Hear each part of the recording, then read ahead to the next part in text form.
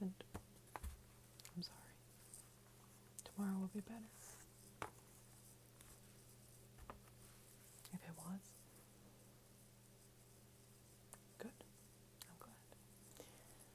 Today,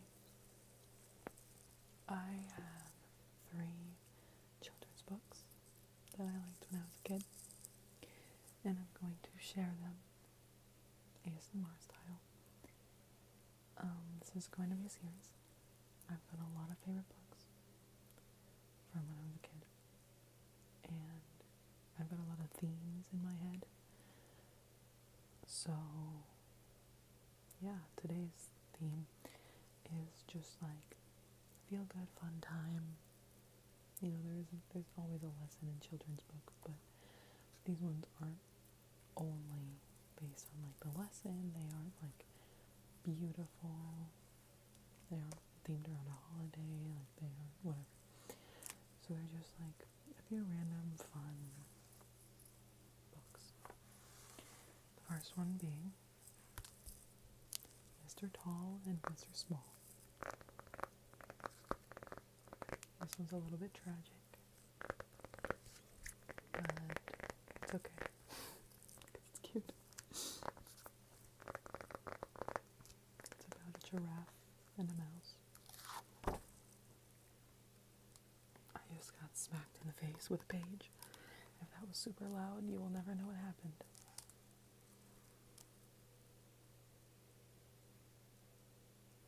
I like that detail that the cover opens. Second one is chrysanthemums.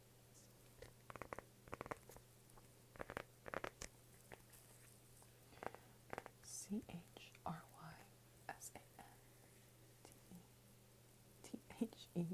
I can't spell. CHRYSANTHEMUM. How many letters is that?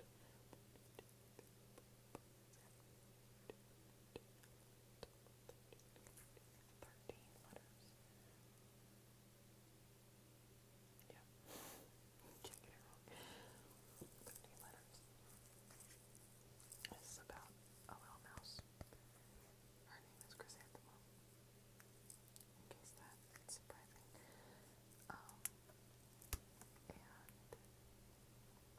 And it's kind of about her family life and just like this little mouse's life.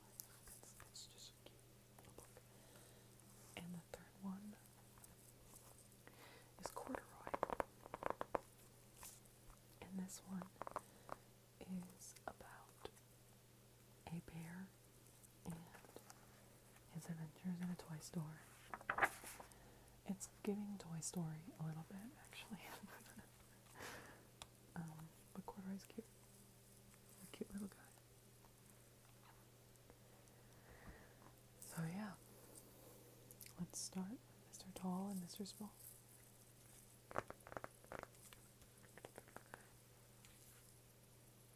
By Barbara Brenner. Illustrations by Mike Shannon.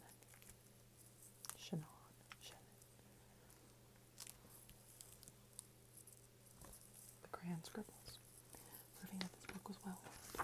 That was probably me. Mr. Tall and Mr. Small.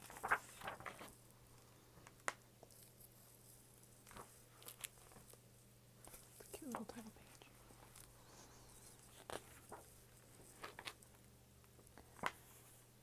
One was big, one was small. Mouse was short, giraffe was tall. Mouse was hardly there at all. They called him Small.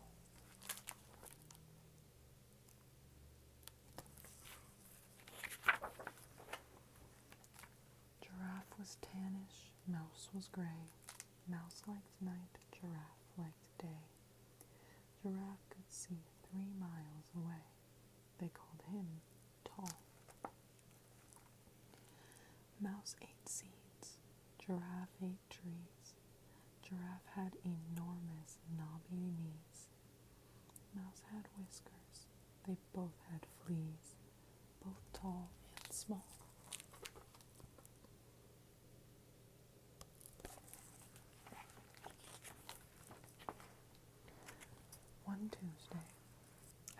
a date.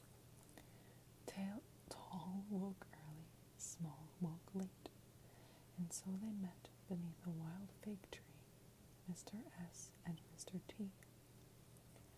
"Hello down there," called the giraffe. "What a little thing, you make me laugh. I never saw a thing so small.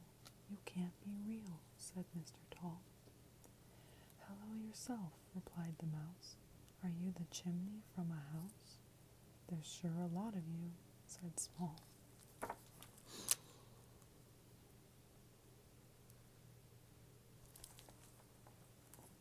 going to use some of these sarcastic remarks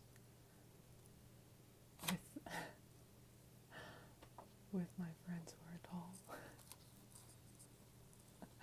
I'm 5'8" and I still get called short. I'm going to call my friends chimneys. There's sure a lot of you. "There's not enough of you," said Tall, "and furthermore, small fry," he said. Said he, "It's too bad you're not big like me. I can reach to the topmost bunch of leaves and pick myself a lunch." Poor mouse.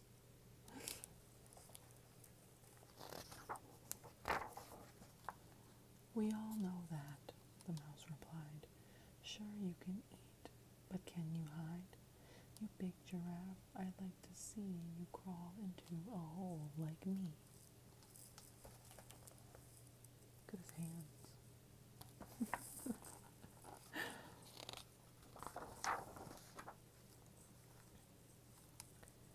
"I have a spotted coat," said Tall.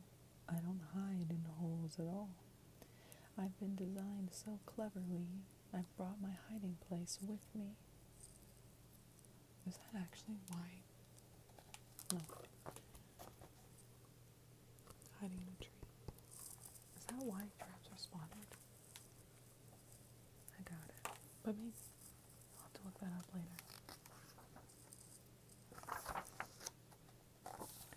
"I'm quicker and slicker," said Mr. Small. "I'm longer and stronger," said Mr. Tall.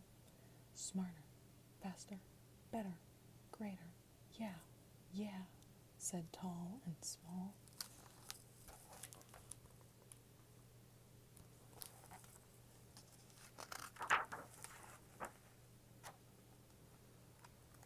And so they argued, heatedly, from noon until 3:10, so busy neither one could see or hear or smell the danger coming. A hunter somewhere quite close by had dropped a lighted match.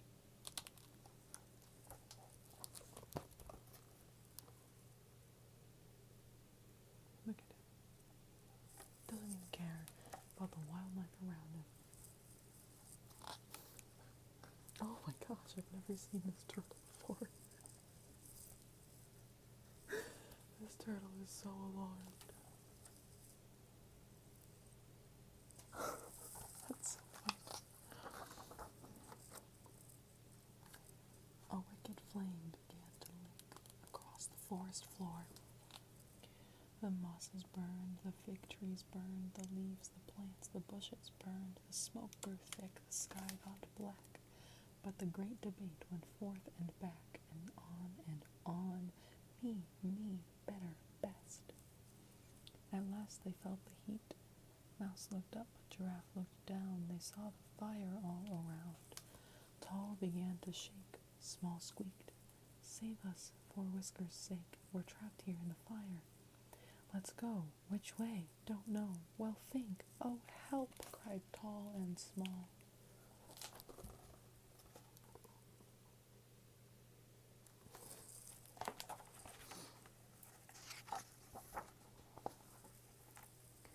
Just then the mouse bent his small head.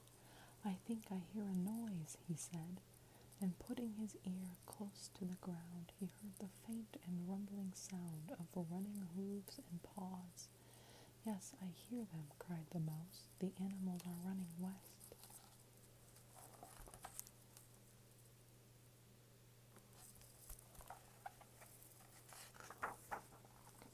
Alert at once, Tall raised his head. I'll take a look from here, he said, and stretching his neck into the blue and doing what giraffes can do, he looked out over the burning trees and peered into the west.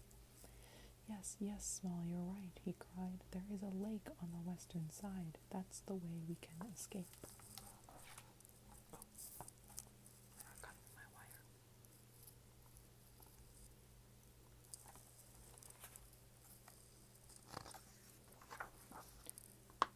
They ran and ran until... Look at the hippo. I love hippos. They're one of my favorite animals.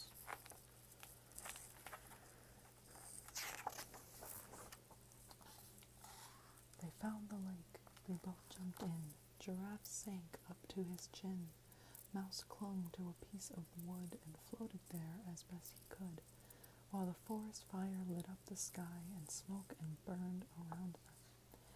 At last we're safe, squeaked Mr. Small. We're safe at last, sighed Mr. Tall.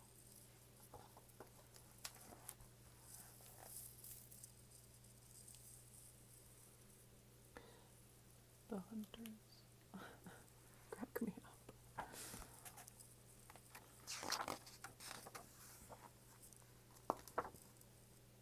Dear Tall, said Small, I must declare I'm so glad that you are there to save me. Tut tut, old sport, said Mr. Tall. We're safe because you are so small. You heard the sound of running. Nonsense, said Mouse. I can't agree. It was your height helped us to see the lake. I think you're great, and I think you're swell. I think you look very well, that's eyes. You're so long and strong. You're so small and neat. You're quite complete. You're perfect for a mouse, said Tall. You're right for a giraffe, said Small.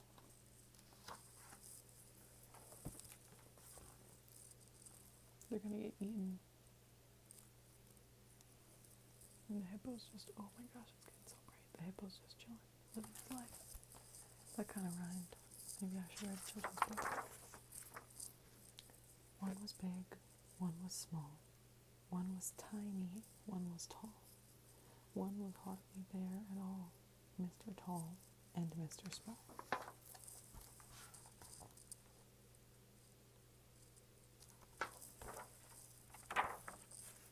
Oh, and more crayon scribbles.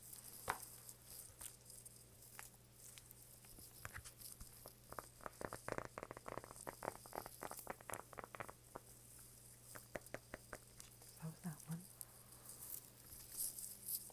Next up, oh my god, is that super loud? We'll see. Next up is Chrysanthemum by Kevin Henkes. Henkes? Not sure. Chrysanthemum by Kevin Henkes. The day she was born was the happiest day in her parents' lives. She's perfect, said her mother. Absolutely, said her father. And she was.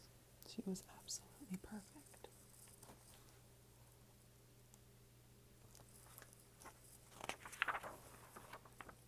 Her name must be everything she is, said her mother. Her name must be absolutely perfect, said her father. And it was. Chrysanthemum. Her parents named her Chrysanthemum.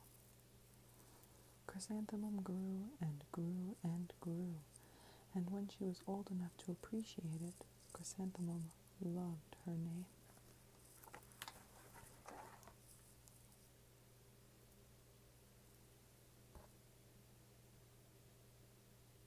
There's this little comic here. She's saying, I love my name. She loved the way it sounded when her mother woke her up. She loved the way it sounded when her father called her for dinner. And she loved the way it sounded when she whispered it to herself in the bathroom mirror. Chrysanthemum, chrysanthemum, chrysanthemum. Chrysanthemum loved the way her name looked when it was written with ink on an envelope. She loved the way it looked when it was written with icing on her birthday cake. And she loved the way it looked when she wrote it herself with her fat orange crayon. Chrysanthemum, chrysanthemum, chrysanthemum.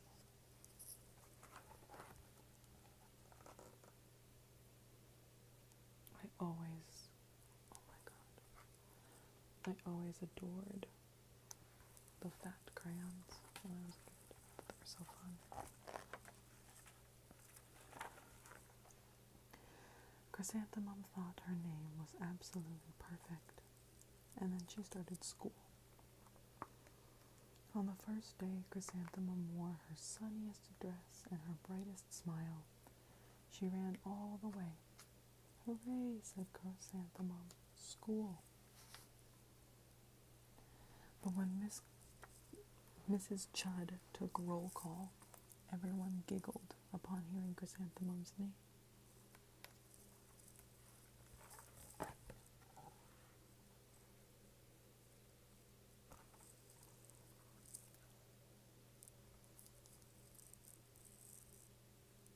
All these mice have names.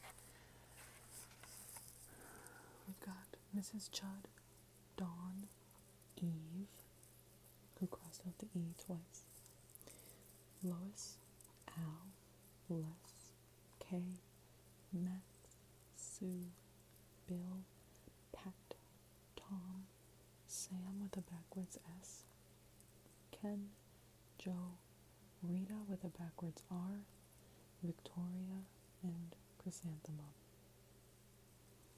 And Chrysanthemum's name goes out of her box.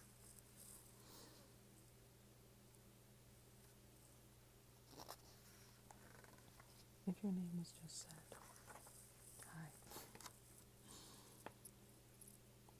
"It's so long," said Joe. "It scarcely fits on your name tag," said Rita, pointing. "I'm named after my grandmother," said Victoria. "You're named after a flower."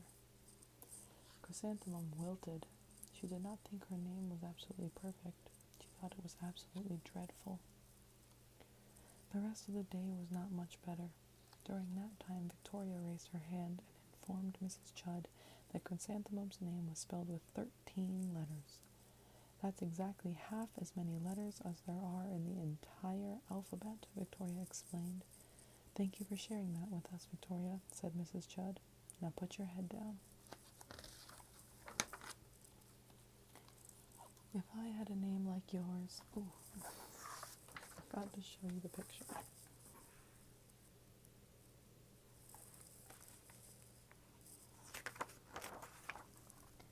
"If I had a name like yours, I'd change it," Victoria said, as the students lined up to go home. "I wish I could," thought Chrysanthemum miserably. "Welcome home," said her mother. "Welcome home," said her father. "School is no place for me," said Chrysanthemum. "My name is too long. It scarcely fits on my name tag, and I'm named after a flower."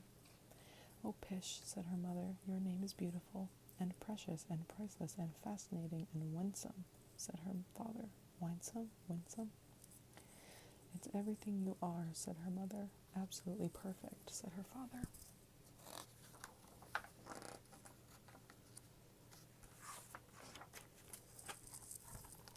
I'm getting too absorbed in the story.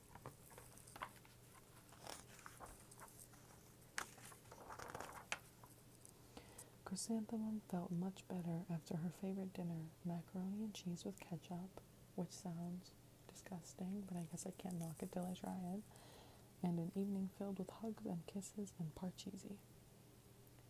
I thought when I was a kid that parcheesi was just a mouse pun, but it's a real game. I've never played it, but I thought when I was a kid it's just like, oh, that's so funny, parcheesi, like, because they're mice. But no, it's not because they're mice. It's just a clever thing to choose. And the dad in this picture is reading a book, and it's The Inner Mouse, Volume 1, Childhood Anxiety. So, that night, Chrysanthemum dreamed that her name was Jane. It was an extremely pleasant dream.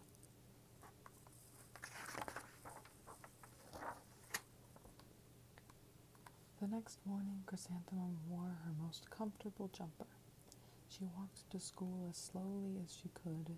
She dragged her feet in the dirt. Chrysanthemum, chrysanthemum, chrysanthemum, she wrote.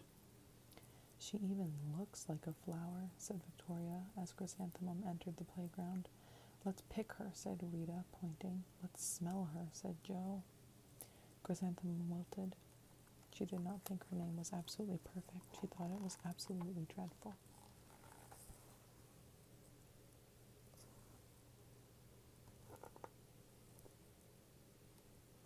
Why are the bully characters always named either Victoria or Chloe? I've never met like a mean person with either of those names. But this Victoria sucks. The rest of the day was not much better. During nap time, Victoria raised her hand and said, "A chrysanthemum is a flower. It lives in a garden with worms and other dirty things." "Thank you for sharing that with us, Victoria," said Mrs. Chudd. "Now put your head down." "I just cannot believe your name," Victoria said as the students lined up to go home. "Neither can I," thought Chrysanthemum miserably.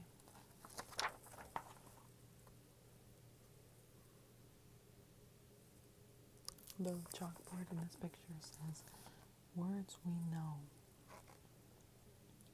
Tail, my, on, rodent, cheese, was, you, is, I, and cat is written very large.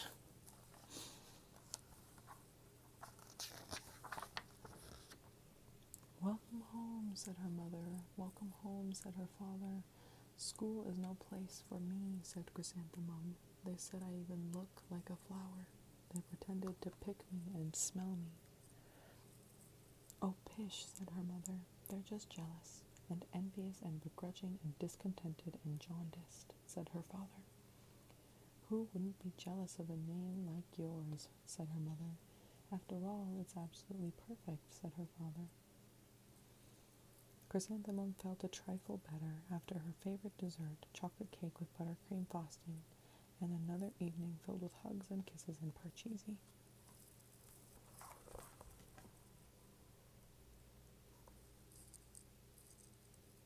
In this picture, the dad is reading another book, and it's "A Rose by Any Other Name, ... Understanding Identity."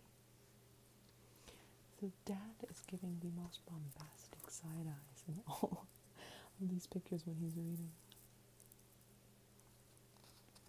That saying, I believe it is Shakespeare. "A rose by any other name would still smell like a rose," or something like that. I used it in a draft of my college application essay. Fun fact. But I also could be completely wrong about it being Shakespeare and the rest of the saying. Who knows? I'm forgetful. That night, Chrysanthemum dreamed that she really was a chrysanthemum. She sprouted leaves and petals. Victoria picked her and plucked the leaves and petals one by one until there was nothing left but a scrawny stem. It was the worst nightmare of Chrysanthemum's life. Chrysanthemum wore her outfit with 7 pockets the next morning. She loaded the pockets with her most prized possessions and her good luck charms. Chrysanthemum took the longest route possible to school. She stopped and stared at every flower. "Chrysanthemum, chrysanthemum, chrysanthemum," the flowers seemed to say.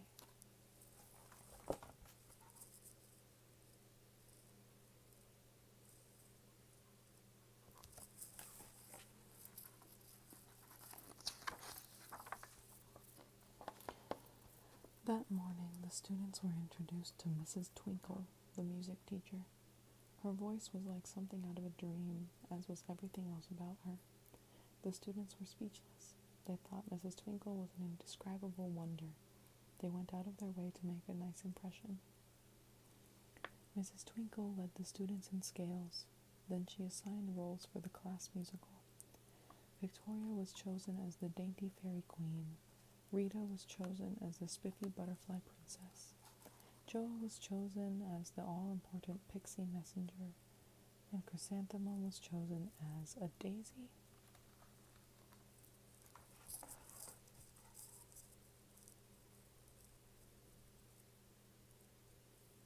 Chalkboard says, music is my life, and Mrs. Twinkle is heavily pregnant and has a face on her dress, which I think is funny.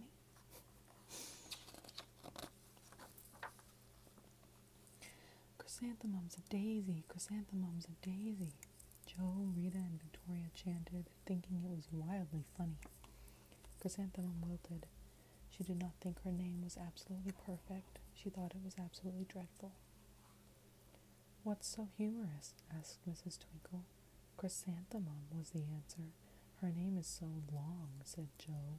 It scarcely fits on her name tag, said Rita, pointing. I'm named after my grandmother, said Victoria. She's named after a flower.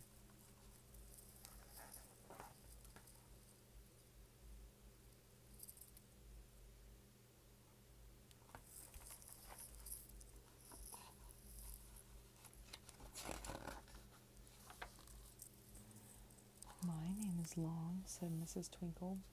It is, said Joe. My name would scarcely fit on a name tag, said Mrs. Twinkle. It would, said Rita, pointing. And, Mrs. Twinkle, I'm named after a flower, too. You are? Said Victoria. Yes, said Miss Twinkle. My name is Delphinium Twinkle, and if my baby is a girl, I'm considering Chrysanthemum as a name. I think it's absolutely perfect. Delphinium Twinkle. That is a good name. Chrysanthemum could scarcely believe her ears. She blushed, she beamed, she bloomed. Chrysanthemum, chrysanthemum, chrysanthemum.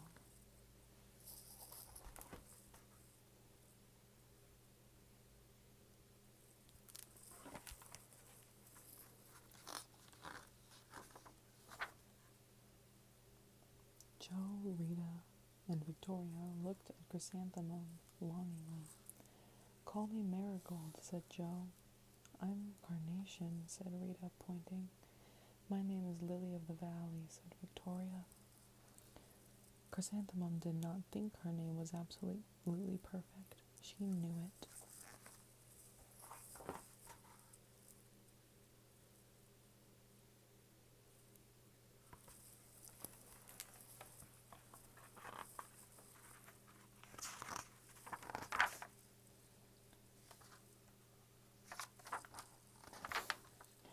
Epilogue.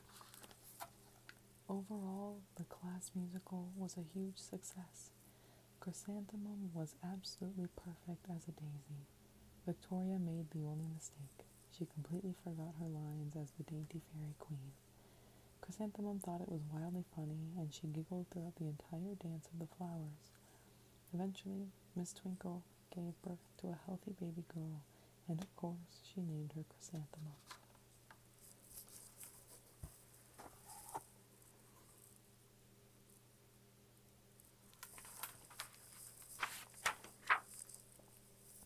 So that's that one. It's just a little cute one.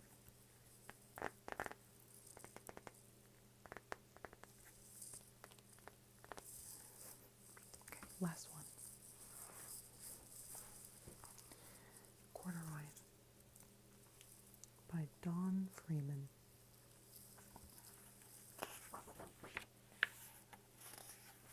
These pages sound rich.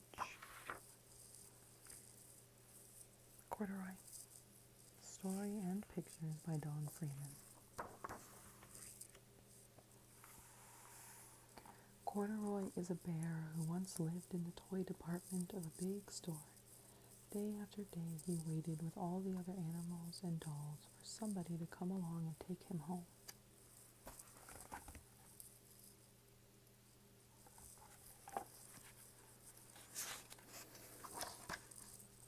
The store was always filled with shoppers buying all sorts of things, but no one ever seemed to want a small bear in green overalls. Then one morning, a little girl stopped and looked straight into Corduroy's bright eyes. "Oh, Mommy," she said, "look, there's the very bear I've always wanted." "Not today, dear," her mother sighed. "I've spent too much already. Besides, he doesn't look new. He's lost the button to one of his shoulder straps."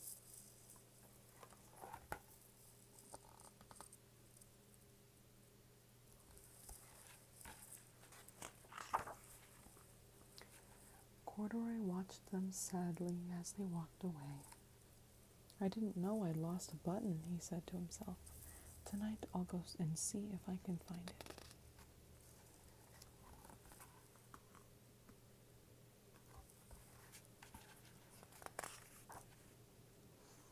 Late that evening, when all the shoppers had gone and the doors were shut and locked, Corduroy climbed carefully down from his shelf and began searching everywhere on the floor for his lost button.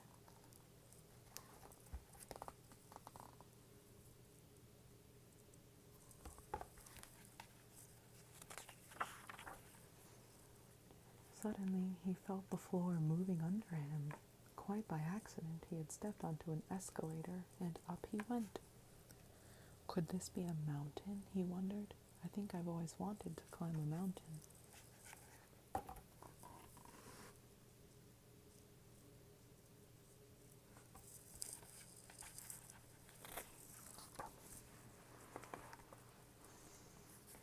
He stepped off the escalator as it reached the next floor, and there before his eyes was a most amazing sight. Tables and chairs and lamps and sofas and rows of beds. "This must be a palace," Corduroy gasped.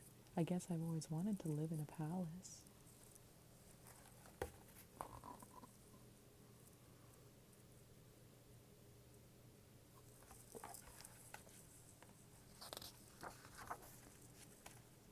He wandered around admiring the furniture. This must be a bed," he said. "I've always wanted to sleep in a bed," and he crawled onto a large, thick mattress. All at once he saw something small and round. "Why, here's my button," he cried, and he tried to pick it up. But, like all the other buttons on the mattress, it was tied down tight. Tied down tight, tied down tight.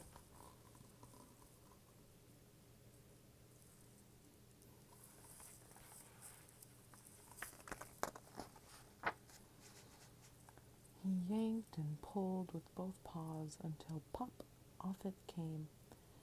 Off came the button, and off the mattress Corduroy toppled. Bang! Into a tall floor lamp. Over it fell with a crash. Is that super loud? Bang! Into a tall floor lamp. Over it fell with a crash.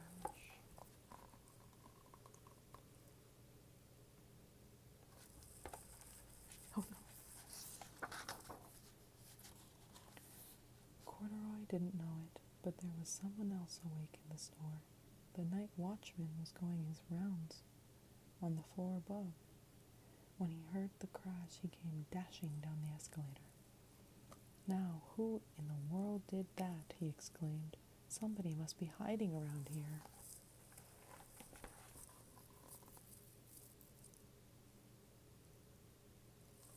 I would be so scared if I was this night watchman.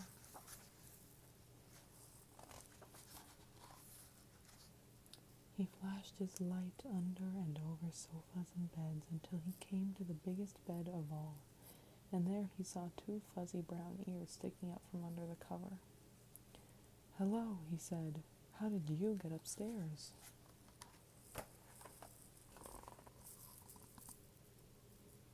Look at that little cutie.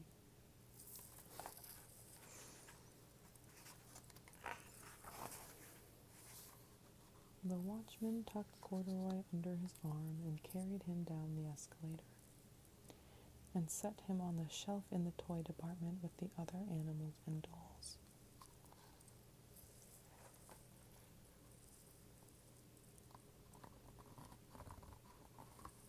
This clown one is a little scary, I'm not gonna lie. If you were drawn to that type of thing, it's all you, but I would grab Corduroy. I was definitely that girl that's like, oh my gosh, it's the cutest. Corduroy was just waking up when the first customers came into the store in the morning, and there, looking at him with a wide, warm smile, was the same little girl he'd seen only the day before. "I'm Lisa," she said, "and you're going to be my very own bear. Last night I counted what I've saved in my piggy bank, and my mother said I could bring you home."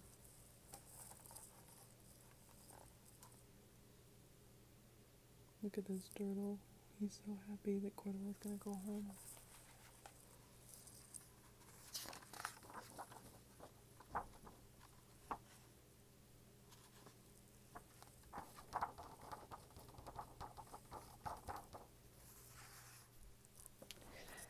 I'm on spring break, and my mom just got home, so I had to go say hi. Okay. "Shall I put him in a box for you?" the saleslady asked. "Oh, no, thank you," Lisa answered, and she carried Corduroy home in her arms. She ran all the way up the 4 flights of stairs into her family's apartment and straight to her own room. Can you hear my dog running around?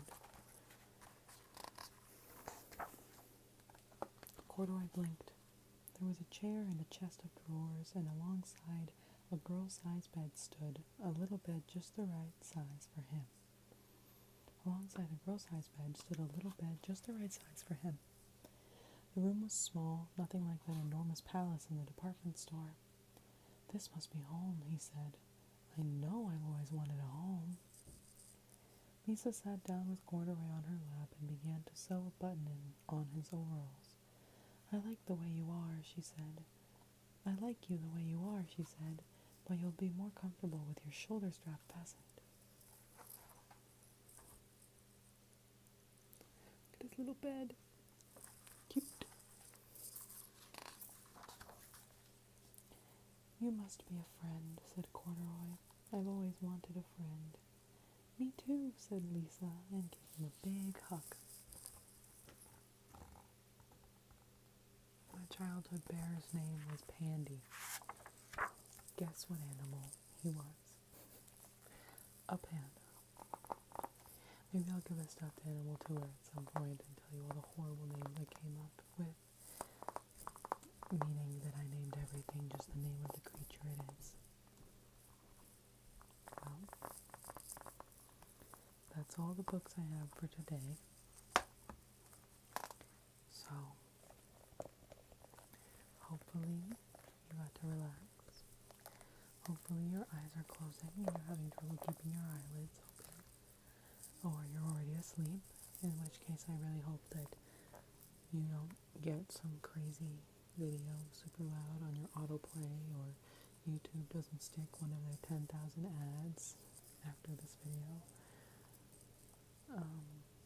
Life hack, you can set an alarm on your phone that says stop playing and set it for just before the video ends, so it'll shut your phone off for you after the video ends, or it's a timer, at least on Apple devices. I'm not sure about Androids, but I'm sure there's something to figure out. There's got to be something similar. Turn off autoplay in the future. I rambled for so long that my storage got full. So yeah, turn off autoplay, turn off your phone, use a timer. If you need white noise, turn that on. Get a fan. There's really cheap ones on Amazon. I don't know. That is all. I hope you have a good night, and